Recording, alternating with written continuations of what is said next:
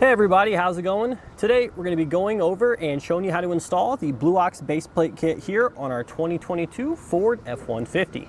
So a base plate is just one of the many things that we need in order to successfully flat tow our F-150. In addition to this, we're going to need a tow bar along with some safety cables, an electrical harness, as well as a braking system. So one thing you want to keep in mind when you're selecting a base plate kit is tow bar compatibility, because not every base plate and every tow bar is going to work with one another. Chances are you need to stay within the same brand. Therefore, if you have a Blue Ox base plate kit on the vehicle, you're going to want to use a Blue Ox tow bar. Now that's what I recommend, but there are some adapters that allow you to use some other tow bars, such as those from Demco or Roadmaster with this base plate kit. So this is what everything is going to look like hooked up when we're traveling down the road. Now when we've arrived to our destination at the campsite, it is very easy to go ahead and unhook everything. We're going to start by removing our electrical connector here, follow that up with our safety cables, and now it comes to our connection to the tow bar. So the Blue Ox ones use these little linch pins here. You're just going to lift up that keeper and then pull the pin straight out, and then you can pull the main pin out on the other side. Your tow bar arm is just going to drop down. Now, luckily with this kit here, we have a removable tab. So it's not going to look like this when we're traveling around town because we can actually remove this part here. So you're just going to pull this pin, then we can actually rotate out in either direction here to remove the base plate kit tab entirely. And once we do get that out, we actually have a little rubber cap here, a plastic cap, that's going to be installed into the end of the base plate to keep everything nice and clean. Now this is what it is going to look like when you're just driving around town. And as you can see here, everything is pretty concealed behind the bumper. The only thing that is going to stick out is our safety chain convenience leak. And the reason for that is so we're not banging onto our bumper each time we hook up our safety cable. So overall, it does have a very clean hidden install look. Our base plate is going to be made entirely of metal, and it has a nice durable powder coated finish, which is going to help protect that metal underneath from rust and corrosion if water gets on there. Now, in regards to the installation of this base plate kit, this vehicle is actually pretty minor. This is definitely one of the easier base plate kits to install yourself. So it's definitely something a weekend warrior can do at home in their driveway in just a few short hours. The hardest part is going to be getting the bumper off, but it's really only held in place with a few nuts on either side and then some electrical connectors. So as long as you have someone to help you remove the bumper, because it is kind of heavy, this install is very straightforward. The only specialized tool we're going to need is a torque wrench, but you can actually rent this for free from most local auto parts stores. But aside from that, as we said, very easy and straightforward. There's no modifying to the vehicle either, thankfully. So now that we've gone over the base plate a little bit, we showed you how it works, let's go ahead and pull our truck into the shop so we can show you how easy it is to get installed. To start our installation today, we're actually going to be removing the lower section of the bumper from our vehicle here. So in order to do this, you're going to need to get a 21mm socket, more than likely a deep well. And on either side here, you're going to have 3 studs running through the bumper that are securing it to the bumper flange on the vehicle with 3 nuts on the back side. So we're going to go jump behind the vehicle here and remove those 3 nuts on either side. So if you follow your frame rail on either side here, you're going to be able to see the bumper mounting flange here. So there's going to be 1 nut on the inside and 2 on the outside. We're just going to take our 21mm socket here. We're going to break all 3 of those free on both sides.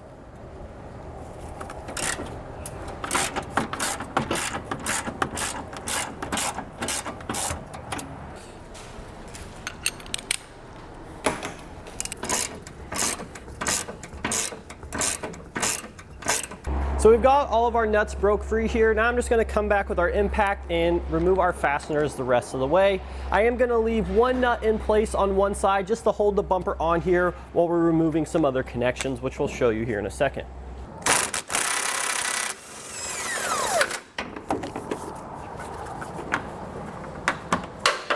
So now with an extra set of hands, we can go ahead and begin removing the bumper. Make sure you remove that last nut that we talked about just to hold it on there so it doesn't fall off. But when we're ready, we can go ahead and slowly start to remove it here. Now keep in mind, we do have some electrical connections we need to unplug before we take it off the vehicle completely. If we look at the top of the frame rail over here on the passenger side, you will see one of our electrical connectors here. So we need to go ahead and depress that tab, and then the gray lever is going to slide back, and then you can pull out on your connector here. Now depending on your options, you may or may not have more than one. It looks like for ours here we just have that one there. So now we can go ahead and remove it from the vehicle entirely. Now yours may or may not have came off when you remove the bumper, but these little plastic rubber covers here that go over the tow hooks, you'll just go ahead and slide those off. Ours actually did come off with the bumper, but we just reinstalled it to show you how they come off. They're very easy. There's just a couple tabs here that hook in the bottom of the tow hook. Next, we need to remove the tow hook from either side. So we're gonna take a 15mm socket and remove these 2 bolts from the bottom of the tow hook here. Once you get those out, the tow hook should just drop out of place.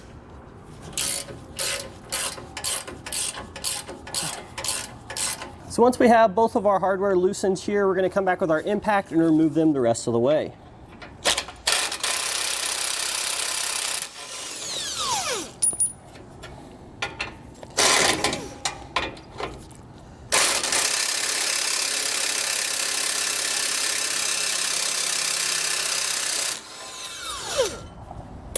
And that little nut plate is just going to slide out at the end of the frame. So now that we have this side done, we're just going to repeat those same few steps over on the other side. So now we're ready to set our new base plate into position here. Now we have to do the exact same thing on either side. It doesn't matter which side you start with, just make sure you grab the correct base plate for the side you're working on. So we're over here on the driver's side. So I'm going to go ahead and get our base plate ready, and then I'm going to assemble 2 of our 1/2-inch bolts here with a split lock washer and a flat washer. And I'm also going to take some red Loctite. I'm going to place a little bit, just a small line on the end of the bolt there. So I want to do that for both of these. Now once I get that done, I'm ready to go ahead and lift our base plate into position here. So this flange goes on the outside, and then your bolt is going to go up through the base plate and then through the frame, just like that. And then for the one closest to the end of the bumper beam, we're just going to be placing on a nylock nut. Go ahead and get that started. And then for the one furthest into the frame here, we're going to be using this little nut here with a wire welded to it. So you'll just line it up with the hole, and you'll place your other 1/2-inch bolt through the back hole in the base plate and begin to thread it on. So if you're having trouble spinning the bolt into that wire nut, you can take a socket, a 3/4 inch socket, and actually go ahead and place it over that bolt, and that's going to help you turn it so you can get it started inside the nut. So we don't need to tighten these down super tight yet. We're just going to get them started. So now that we have both of our hardware just loosely threaded in here, we're going to go ahead and take our base plate, and I'm going to push the outside so it's flush with the outside of the frame there. Because if we look on the outside here where our flange is, we're actually going to be drilling through these 2 holes. So I want to make sure that this plate is flush to the back of the frame. And then once we do that, we can go ahead and proceed to tighten and torque these 2 bolts down here to the amount specified in your instructions.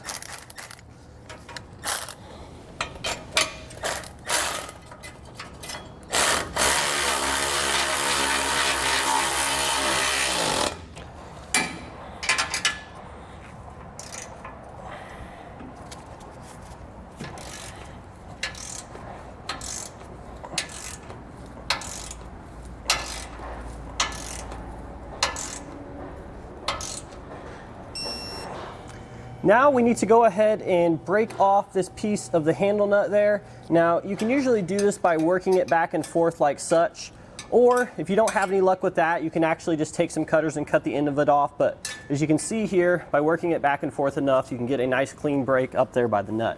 So now that we have the 2 bolts tight on the bottom of the frame here, we're going to go ahead and use our base plate as a template and drill out these 2 holes on the side here using a 1/2-inch drill bit.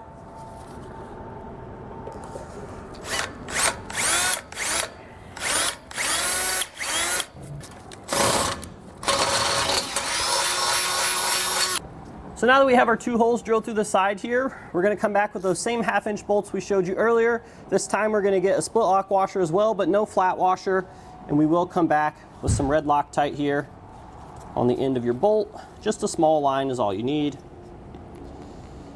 Go ahead and stick that through. So for the one closest to the end of the opening of the bumper here, we're going to be, again, using a nylock nut here. Go ahead and get that started. And then we're going to be doing that same thing for this rearwardmost hole, or the one closest to the rear of the vehicle, except we're going to be using one of our handle nuts here to secure that one.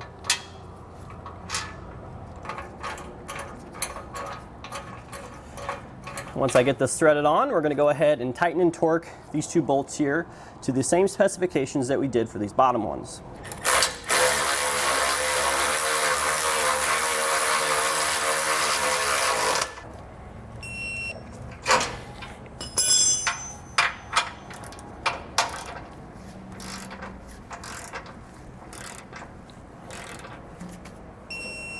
So now that we have everything buttoned up over here, we're just going to repeat those exact same few steps over on the other side. Now we have both of our base plate tabs installed. We need to go ahead and attach our safety cables here. So we're going to take the convenience link that comes in your kit and you're going to hook it on to the bottom of the base plate like that. And then you're basically just going to take your safety cable and wrap it around the top of the frame here. I think we might actually go around the back of this cross member where the cab mount is. And then just hook it on to our quick link.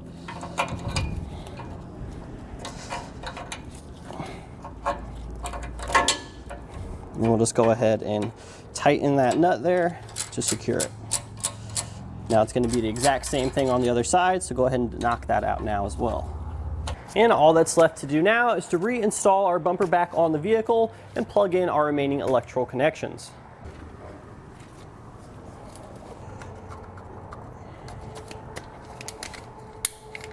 So you saw that we got our bumper back on the vehicle here. Now we did run into one small issue behind the scenes. We're gonna jump under our bumper and show you that now. So the issue that we ran into, it was pretty minor, and it's gonna be depending on what options your vehicle has. If you have this little air damper here that actually actuates, it goes down during travel. So if you have that, you're not gonna be able to use that bottom attachment hole on your base plate for the permanent safety cables. You're actually gonna have to switch that over here to one of the side ones, which you could see it was a pretty easy swap because these are actually getting in the way of this little air damper here. So depending on whether or not you guys have that, you may or may not need to switch the location of your safety cables. That's going to do it today for our look and installation of the Blue Ox base plate kit here on our 2022 Ford F-150.